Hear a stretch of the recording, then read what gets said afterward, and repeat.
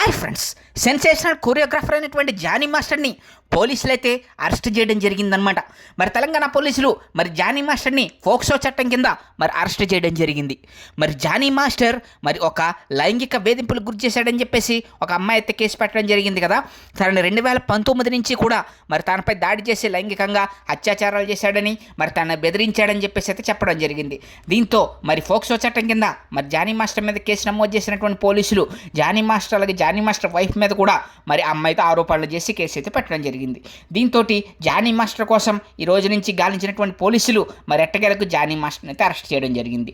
దీంతో మైనర్ బాలిక మీద మరి అత్యాచారం చేసినందుకు గాను ఫోక్సో చట్టం నమోదు చేయడంతో మరి ఇప్పుడు కేసు అయితే మరింతగా బిగిసిపోయే అవకాశాలు అయితే కనిపిస్తూ ఉన్నాయన్నమాట. మరి దీని మీద అందరూ కూడా స్పందిస్తూ ఉన్నారు. మరి జానీ మాస్టర్కి వ్యతిరేకంగా అయితే చెప్తూ ఉన్నారు. మీకు మరిన్ని ఇలాంటి ఇంట్రెస్టింగ్ అప్డేట్స్ కావాలా అయితే వెంటనే మా ఛానల్ సబ్స్క్రైబ్ చేసుకోండి.